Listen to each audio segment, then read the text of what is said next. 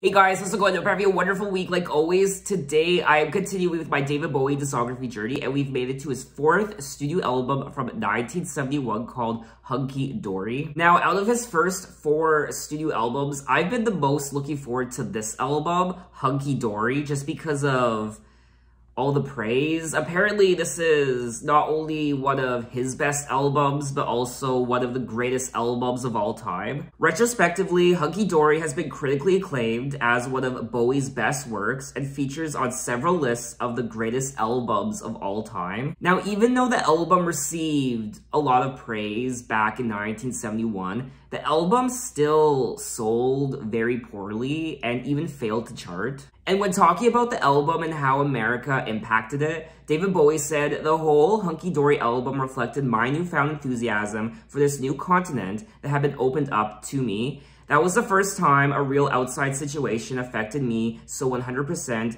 that changed my way of writing and the way I look at things." Now, I am looking at the track list for Hunky Dory, and there are 11 songs. I don't recall hearing any of these songs before, but like always, if I start listening to a song and it sounds familiar, I'll let you guys know. And the album is also 42 minutes. Still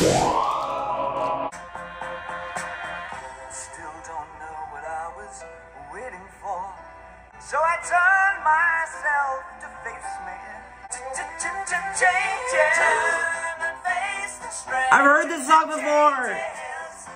Okay. Turn and face the strength. Watch the ripples change the size, but never leave the stream of warm permanent sand. Changes and face the strength. Changes are taking. Changes and face the strength. Changes, but I can't trace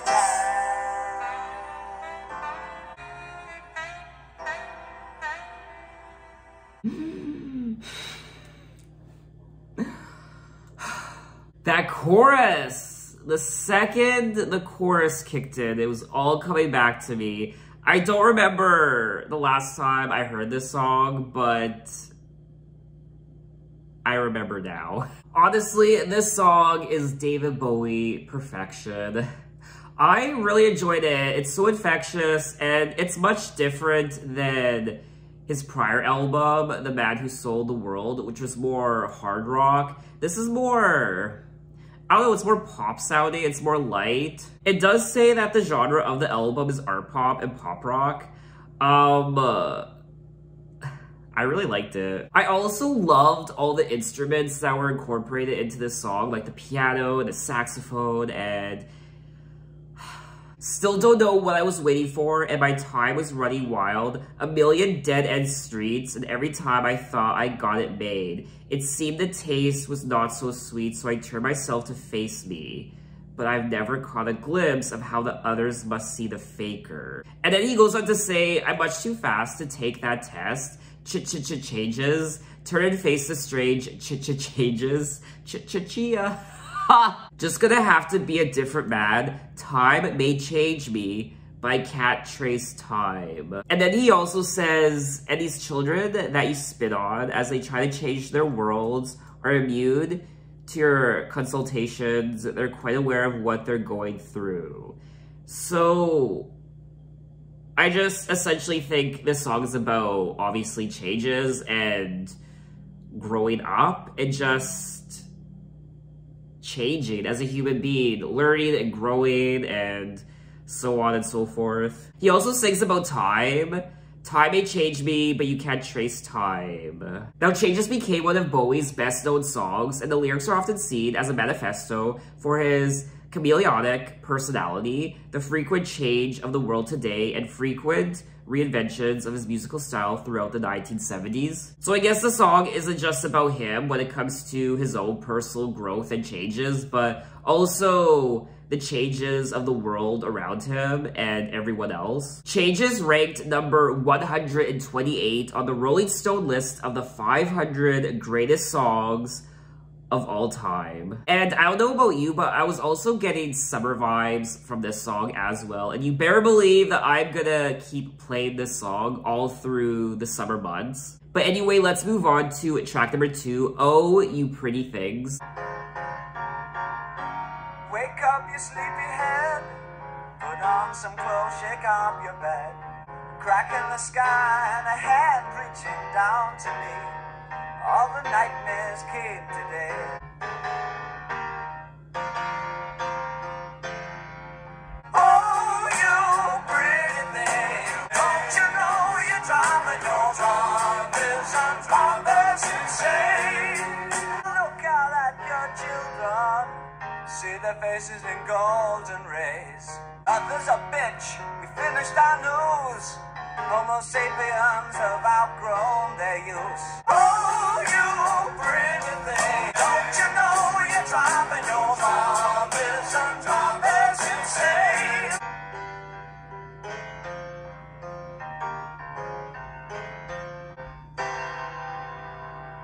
And that was track number 2, Oh You Pretty Things. And my favorite part of the song was the piano.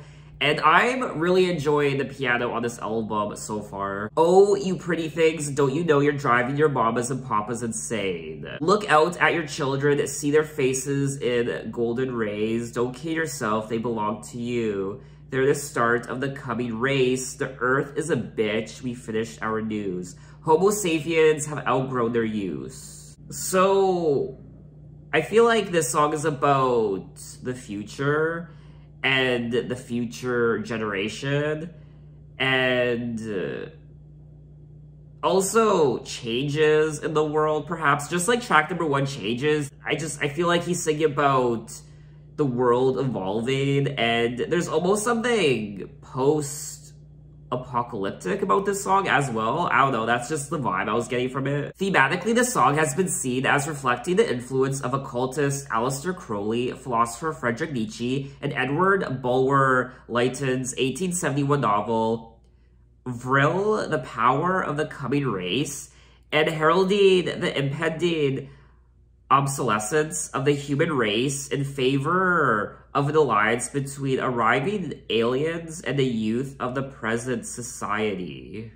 David Bowie is such a fascinating songwriter. I would have loved to have just spent an entire day in his head. I mean, what did David Bowie think about on any given day? What ran through his head? I can only imagine. I mean, I would just love to have spent an hour in this man's head. It's just so fascinating to me. But anyway, let's move on to track number 3, 8-line poem.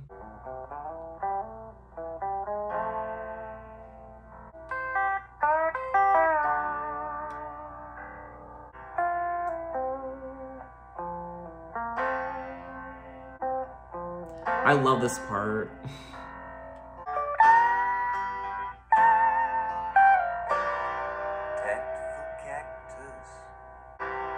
Mobile spins to its collision.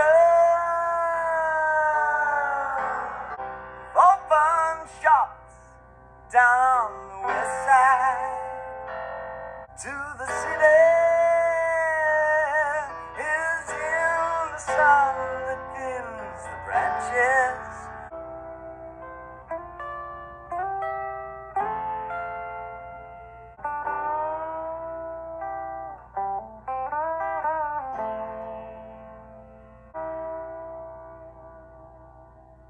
And that was track number 3, 8-line poem. And this is another song that I quite enjoyed. In particular, the opening and the closing of the song, where it was just instrumental. I mean, count how many times I go in this video. It's just such a relaxing, chill song. It reminds me of summer and sitting around a campfire or sitting by the lake at sunset, at dusk, hearing the birds on the lake, or being in a boat. I don't know, I was just getting that vibe from the song. However, once again, I have no idea what he's singing about. The tactful cactus by your window surveys the prairie of your room. Mobile spins to its collision. Clara put her head between her paws. But the key to the city is in the sun that pins the branches to the sky. I have no idea. In a way, though, I almost don't want to know the meaning behind the song. It's one of those songs where I don't care about the meaning behind it. I love being immersed in it. It does say here that the lyrics are cryptic, combining the everyday and small scale with the expansive and panoramic. Now, someone by the name of William Burroughs from Rolling Stone, I believe, interviewed David in 1973 or 1974, and he asked David, what is your inspiration for writing? Is it literary? And then David replied with, I don't think so. And then William said, well, I read this 8-line poem of yours, and it's very reminiscent of T.S. Eliot. And then Bowie replied by saying, never read him. I would definitely listen to this song again. It's very atmospheric for me anyway. But anyway, let's move on to track number 4, Life on Mars. It's a god-awful small affair to the girl with the mousy hair, but her friend is nowhere to be seen. Now she walks through her sunken dream, and she's hooked to the silver screen. But the film is a sad thing for sailors fighting in the dance hall. Take a look at her long film, beating up the wrong guy. Is there life on Mars?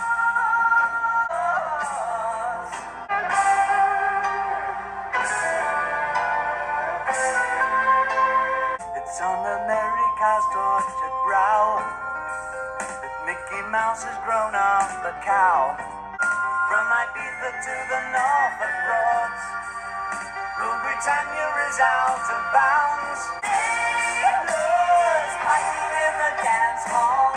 Oh man, wonder if you'll ever know who's in the best-selling show.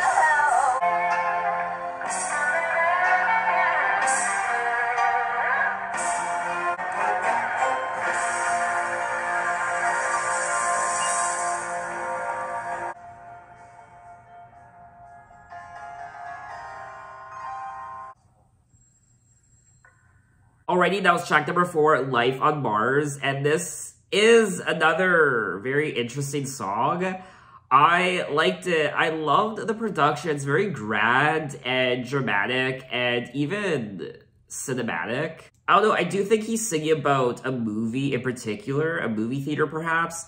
To the seat with the clearest view, and she's hooked to the silver screen, but the film is a saddening bore, for she's lived it 10 times or more. Sailors fighting in the dance hall. Oh man, look at those cavemen go. It's the freakiest show. Take a look at the lawman beat up the wrong guy. Oh man, wonder if he'll ever know he's in the best-selling show, Is There Life on Mars? Now, people have described Life on Mars as having one of the strangest lyrics ever, consisting of a slew of surreal images, like a Salvador Dali painting. Bowie himself, in 1971, summed up the song as a sensitive young girl's reaction to the media. In 1997, he added, I think she finds herself disappointed with reality, that although she's living in the doldrums of reality, she's being told that there's a far greater life somewhere, and she's bitterly disappointed that she doesn't have access to it. I really liked the build-up to the chorus and the chorus itself.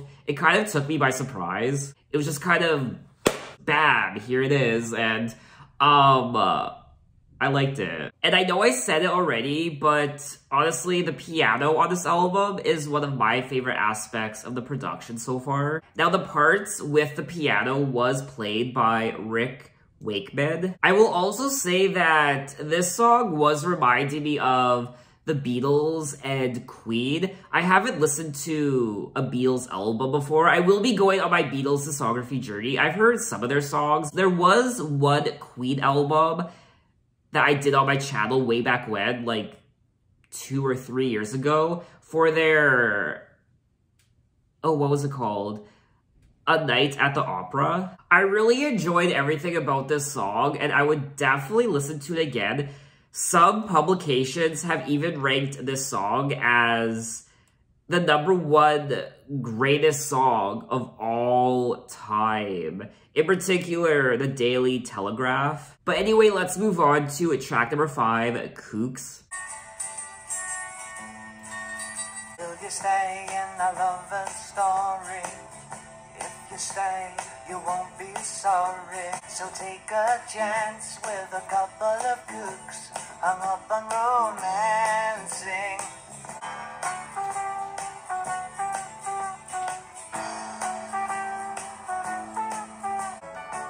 I bought you a pair of shoes, a trumpet you can blow, and a book of rules.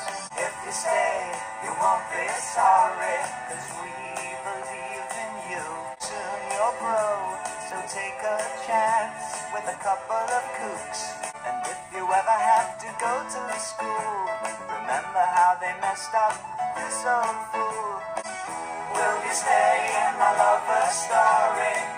If you stay, you won't be sorry. And that was track number 5, Kooks, and this is definitely a very catchy song. The beat and melody, it's very infectious. It makes you want to snap your fingers and tap your feet and dance, and this song was kind of reminding me of his debut album in ways. I also really like the horn. I'm really enjoying the production on this album. Out of his first 4 albums, I think my favorite production is probably this album. I really liked the hard rock on The Man Who Sold the World, so that would probably be my number 2. Will you stay in our lover's story? If you stay, you won't be sorry, 'cause we believe in you. Soon you'll grow, so take a chance with a couple of kooks hung up on romancing. And then he goes on to say, don't pick fights with the bullies or the cats, 'cause I'm not much cop at punching other people's dads. And if the homework brings you down, then we'll throw it on the fire and take the car downtown. Will you stay in our lover's story? There's something about this song that even kind of reads like some sort of like fictional story, like not fairy tale, but I don't know, I don't think, maybe this song isn't supposed to have any particular meaning. Maybe it's just a random story he's telling. It says that David wrote the song to his newborn son, Duncan Jones. Oh, I didn't even know David Bowie had a son or any children. I mean, it didn't really cross my mind. It's not something I really ever looked into. Okay, well, he's 50 years old now. He was born in May of 1971, just a few months before this album came out. I mean, imagine being the son of David Bowie. Imagine putting that on your resume. I mean, you wouldn't have to put anything else on your resume. No job descriptions, no past work history, no skills, no references. All you have to do is put your name, and then underneath it, the son of David Bowie. That's it. Now, someone did say that in the song, David is telling his son that he loves him and they're gonna look after him until he gets old enough, at which point he can either leave or stay with a couple of kooks, his parents. I did think perhaps the song was about a child, because he does sing about homework and throwing homework in the fire, so I thought it had to do with a child, I just wasn't sure. But we are gonna move on to track number 6, Quicksand. I'm closer to the golden dawn, dressed in Crowler's uniform. I'm living in a silent film, portraying Himmler's sacred realm. I'm the twisted name on Garbo's eyes. I'm torn between the light and dark, where others see their target.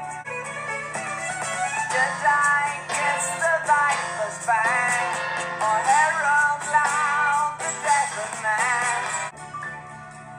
And I ain't got the power anymore. Don't yourself. Don't deceive with belief.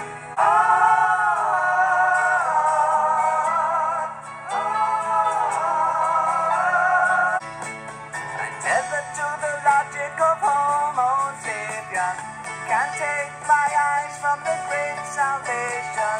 I'm sinking in the quicksand of my thought. Don't believe in yourself. Don't deceive with belief.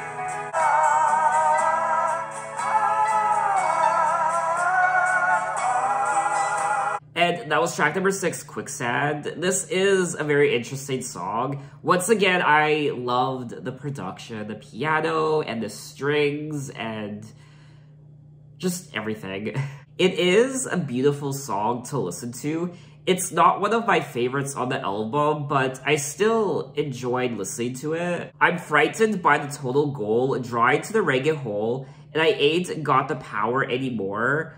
I'm the twisted name on Garbo's eyes. Once again, David Bowie is referencing a name that I don't really know who it is. I'm torn between the light and dark, where others see their targets, divine symmetry. Should I kiss the viper's fang, or herald loud the death of man? I'm sinking in the quicksand of my thought, and I ain't got the power anymore. And then he goes on to say, don't believe in yourself, don't deceive with belief. Knowledge comes with death's release. Don't believe in yourself. I feel like this song could be about self-doubt, perhaps. And questioning yourself, questioning the world, and it feels like you're slipping into this hole of quicksand. There is something quite poetic about David Bowie's songs, all of his songs, not just this album, but also his prior albums. And he's very philosophical, and he's definitely a very unique songwriter. When talking about the song, David said, the chain reaction of moving around throughout the bliss and then the calamity of America produced this epic of confusion. Lyrically, the song, like much of Bowie's work at the time, was influenced by Buddhism, occultism, and Friedrich Nietzsche's concept of the Superman. It refers to the magical society Golden Dawn, and name checks one of the most famous members, Aleister Crowley, as well as a whole bunch of other people. That's something else I've come to know about David's music, is he always references these names of people who I've never heard of before, or I have heard of, but they're not names you typically hear in songs, whether they be poets or literary people or philosophers or these religious icons and artists and other musicians. All I'm gonna say is I've been learning a lot about not just music going on this David Bowie discography journey, but I've been learning new things about these people and names I've never heard of, and literary works and movies and these philosophies, and I've just been learning a lot. This isn't a song I would typically listen to on its own, but if I was to listen to the album as a whole, which I will do again, of course, I would listen to this song again. But anyway, let's move on to track number 7, Fill Your Heart. Fill your heart with love today. Don't play the game of time. Oh, forget your mind and you'll be free. Just remember, lovers never lose, 'cause they are free of thoughts unpure and of thoughts unkind. Free.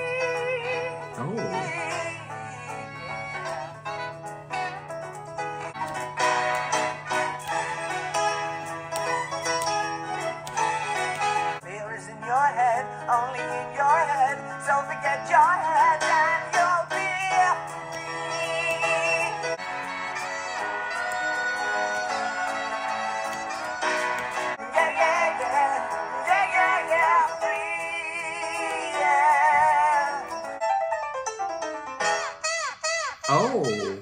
Alrighty, that was track number 7, Fill Your Heart. And this was a fun song to jam to. And I liked his vocals. They were quite interesting. This whole song was interesting, just like the rest of the album. Once again, I loved the production, the piano, and the saxophone. It was making me snap my fingers. It sounds like something you'd hear in a play, or I don't know, this whole album sounds like a production that you'd hear on stage as a play, which to me would be very fascinating. Now, it does say here that the song is actually a cover of the song by Biff Rose and Paul Williams. Just remember, lovers never lose, because they are free of thoughts unpure and of thoughts unkind. Gentleness clears the soul, love cleans the mind, and it makes it free. Happiness is happening, the dragons have been bled, gentleness is everywhere, fears is in your head, only your head. So,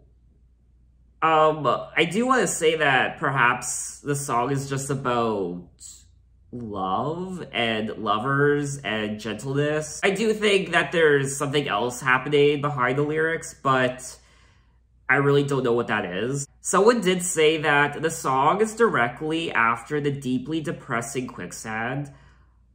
The song is a bizarre contrast between sorrow and ridiculously extreme joy. I'm just gonna say that this song definitely puts you in a good mood, and it does put a smile on your face. Now, someone did say that the prior track, Quicksand, is actually a very depressing song, which I personally didn't pick up on that, but I think it has more so to do with how I don't really understand the lyrics, because the lyrics of this song, Quicksand, are they're just hard to understand, I guess. But anyway, we are gonna move on to track number 8, Andy Warhol.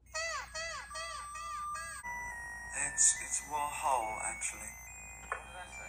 Hole. Andy Warhol. What? Andy Warhol. Andy Warhol. Like hole. Like hole.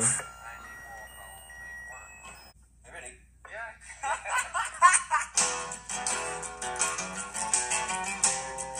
Like to take a cement fix, bigger standing cinema. I'd like to be a gallery, put you all inside my show.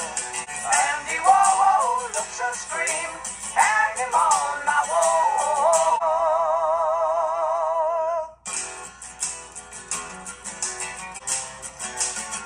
Andy walking, Andy tired, Andy take a little snooze. To think about things and to think about glue, what a jolly boring thing to do. Andy Warhol, silver screen, can't tell them apart at all.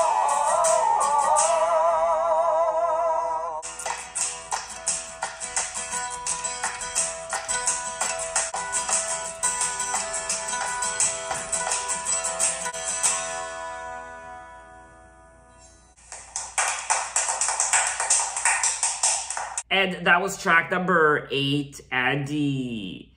Is it Andy Warhol or Andy Warhol?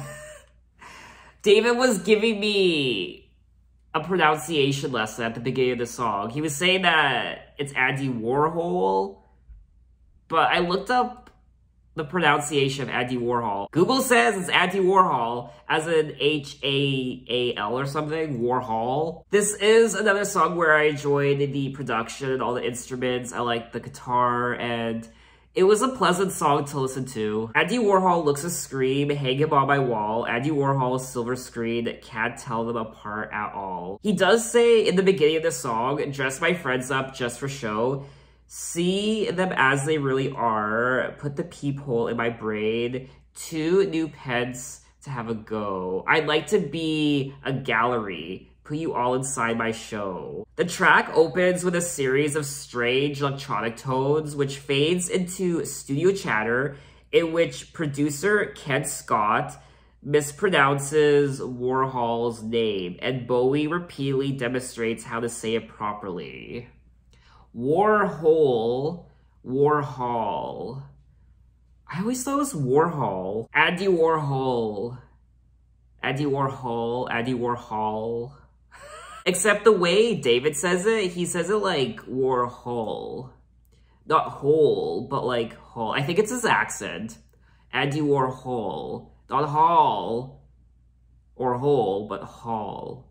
Wait. Oh my god! This is so embarrassing. Anyway, yeah. It also says that David was an admirer of Warhol and sent the artist an advance copy of Hunky Dory and performed Andy Warhol for him in person at Warhol's The Factory in New York in September of 1971 before the album had been released. But due to Warhol's typically minimal reaction, Bowie was never sure if he liked the song or not. David Bowie himself said when he took the song to the factory and played it for Andy, he apparently hated it.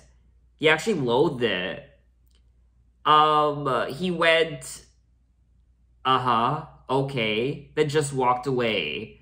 I was left there. Somebody came over and said, gee, Andy hated it. I said, sorry, it was meant to be a compliment. I did like the song. Once again, I liked the guitar and I would listen to it again. So let's move on to track number 9, Song for Bob Dylan.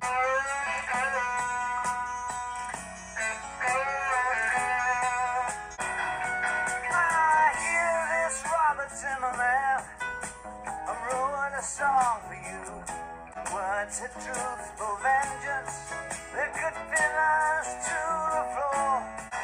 Ah, here she comes again. Up in the songs from your old scrapbook, send her home again. And you sat behind a million pair of eyes and told them how they saw. Here she comes, here she comes. Here she comes again. Heard a couple of songs from your old scrapbook could send her home again.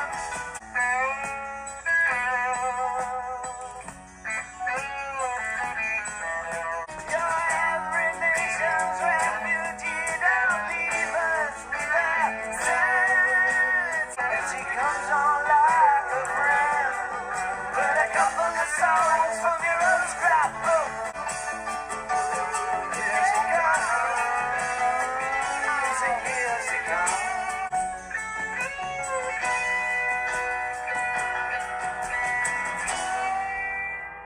And that was track number 9, Song for Bob Dylan. And I liked listening to the song for the first time, but this is probably one of my least favorite songs on the album. I did like the production, of course. I loved the guitar.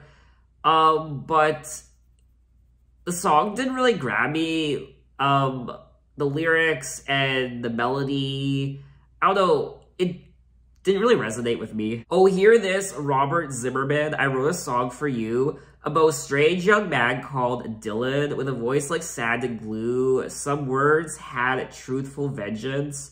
They could pin us to the floor. I don't know who this woman is. The same old painted lady from the brow of a super brain. She'll scratch this world to pieces as she comes on like a friend. But a couple of songs from your old scrapbook could send her home again. He is singing about paintings in the song. And this painted woman, I don't know if that's a metaphor for an actual woman. Ask your good friend Dylan if he gaze a while down the old street. Tell him we've lost his poems. The song references Bob Dylan's 1962 homage to Woody Guthrie. Song to Woody. But anyway, let's move on to track number 10, Queen Bitch.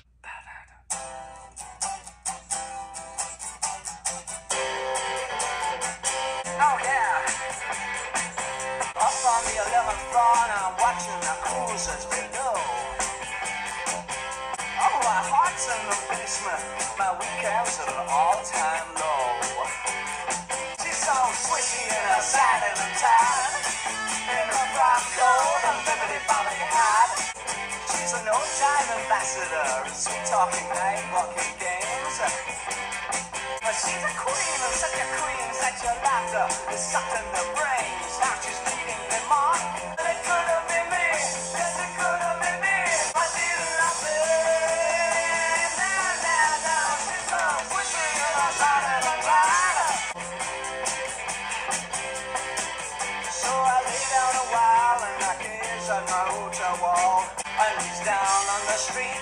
throw both his bags down the hall, and I'm phoning a cab. No, no, no, we're so twisty in a side in a bed, in a frock coat, a bibbity bobbity hat. You betcha.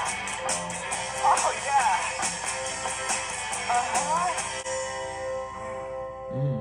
And that was track number 10, Queen Bitch, and this was definitely a lot of fun to listen to. I also really enjoyed the lyrics. I like the story he's telling in the song. It made me smile.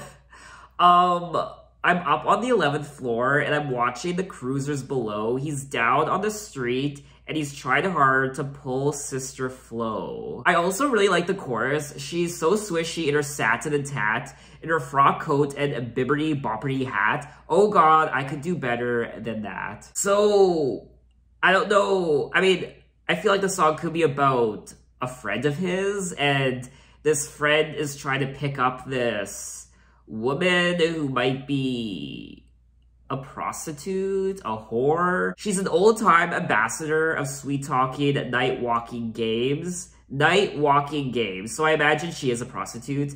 And she's known in the darkest clubs for pushing ahead of the dames. She's leading him on, and she'll lay him right down. But it could have been me. Yes, it could have been me. Why did I say no? So it looks like this woman might be leading on this guy who's a friend of David's perhaps.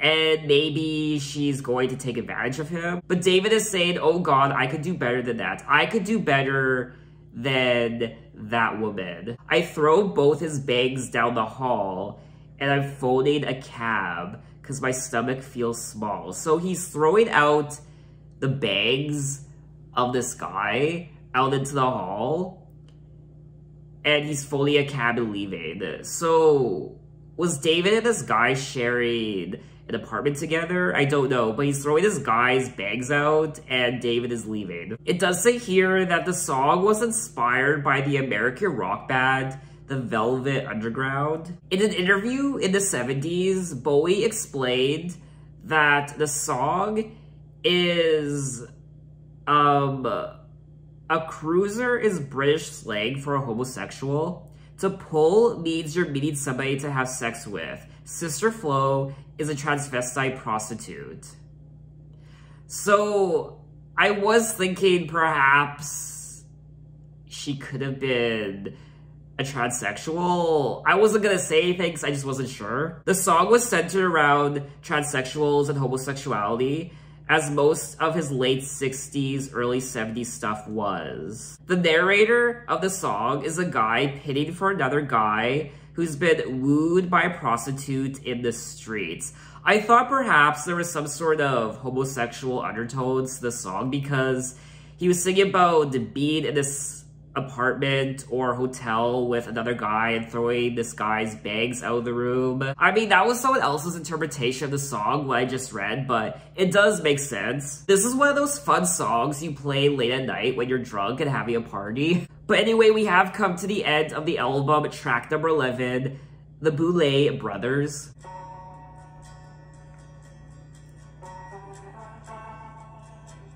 So the story goes, they wore the clothes, they said the things to make it seem improbable.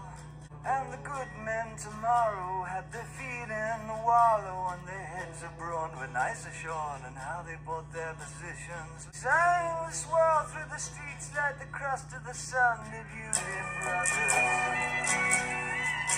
Standing tall in the dark, when we were gone, by your lack of conclusion.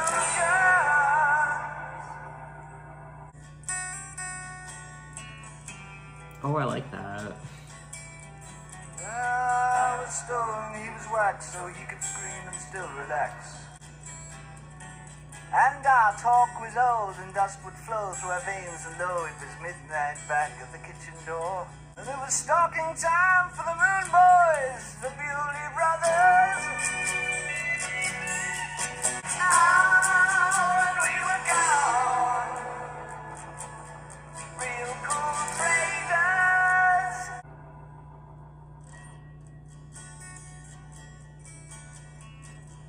Kings of oblivion, we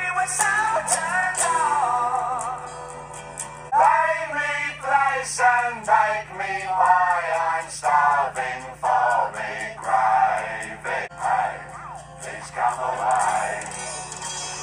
Hey, just for the day. Please come away.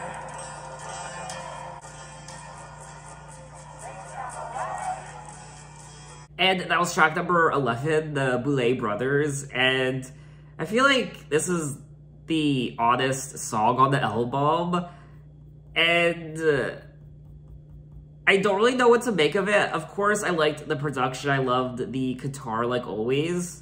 That was probably my favorite part. I definitely wouldn't listen to this song again. It's not one of my favorites on the album. And so the story goes, they wore the clothes, they said the things to make it seem improbable, the wail of a lie like they hope it was. And the good men tomorrow had their feet in the wallow. Like the crust of the sun, the Bowie brothers, in our wings that bark, flashing teeth of brass, standing tall in the dark.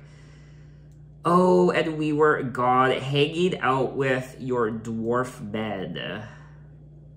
I could keep going on and on about the lyrics, but to me, it's just nonsense, but it's more so because I don't understand what he's singing about. I'm not even going to attempt the interpretation, because if I attempt it, I'm just gonna be here forever, so I'm gonna look it up. The track has been described as probably Bowie's densest and most impenetrable song. Bowie named his publishing company in the late 1970s Bowie Bros Music and used the name as a pseudonym for himself, Iggy Pop, and Colin Thurston. Bowie himself is said to have told producer Ken Scott that it was a track for the American market because the Americans always like to read things into things, even though the lyrics make absolutely no sense.